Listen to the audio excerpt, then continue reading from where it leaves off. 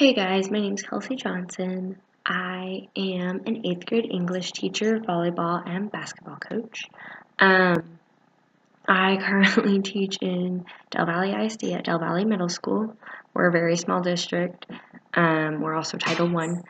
A lot of my kids are very, very low, which makes it kind of more exciting to go to work every day. They are also very aware of the world around them. We watch CNN Student News every single morning, and sometimes they'll come in and they'll know about things before I do. And it's very interesting because I try to think back to what I was like in 8th grade, and I don't remember ever caring about what was going on in the news. So it's very different. It's very nice. My students are kind of what pushed me into my specialization. I always knew that I wanted to go back to school for curriculum and instruction. I did not know that I would want to go back as a reading specialist, but I have 70-some students, which is low in comparison to other places, but we do blocked English classes. So I see my kids 100 minutes a day, 500 minutes a week. And I have reading levels ranging from 12th grade to pre-K. And my above 8th grade are probably 3 to 4 students max. I teach sheltered and inclusion, and so I have students who do not speak any English or speak very minimal English. They are hard workers. They are determined to get things right. Sometimes they're scared to ask for help, but they've warmed up to me, which is what I like.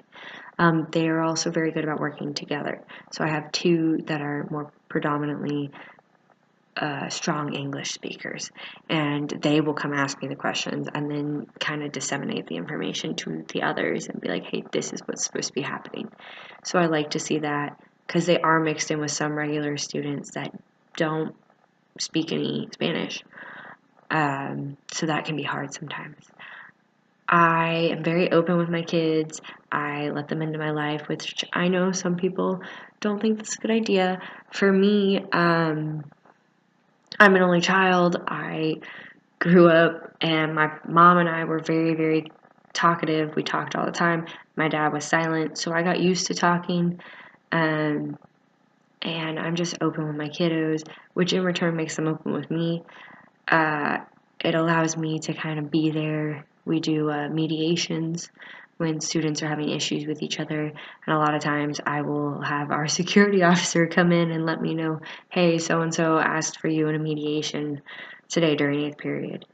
And when I go in, it's mainly just so they feel like there's a friendly face, and half the time I know both of the students involved, and I'm just like, really? We already solved this once. Like, come on, y'all. But mediation is always something we encourage before you take it to the next level, which where I am at means that you fight each other. So we're always, always, always pushing for mediation. And to have students ask for it is not something you normally see in 6th or 7th grade, but by 8th grade they've registered that by asking for the mediation, you're not getting in trouble. We're helping, and we don't want you to fight. So, yeah, let's do it. I see it as a positive that they ask for me. I like feeling like they can trust me. Some people that I am close friends with at work don't agree, but I don't mind. I know that some of them are worried that when I get married, who they hope I marry, which is another teacher at our school, that I will stop caring about them. But that's not going to be the case. I can just tell my district's insanely important to me, and when my first principal hired me on, he said, you'll be able to tell within the first year whether or not you like it here. And I was like, oh, I'm sure I do. I've already been here for 2 years. And he said, yeah, but once you get into teaching mode, you either get the Del Valle bug or you don't. And I'm happy to say that I got it. Our district needs teachers. We're the district that We never have enough subs. We never have enough teachers. We just hired a teacher finally for a class that's been having students all year but hasn't had a teacher. It's hard, but I love it. I love where I work. I love who I work with.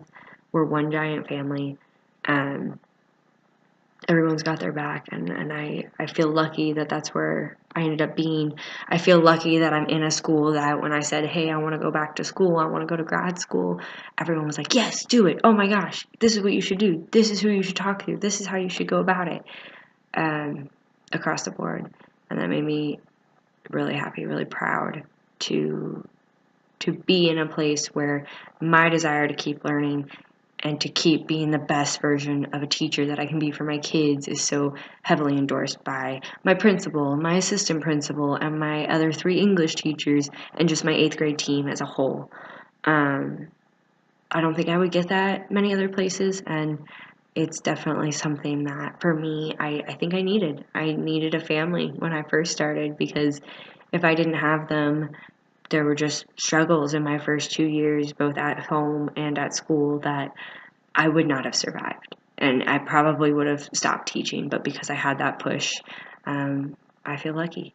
And I cannot wait to keep going and to do this class with everybody and to kind of get to start that next chapter and hopefully be able to bring back things that will benefit my kids and, next year's kids and the year after that, so that, I can help make them who they need to be.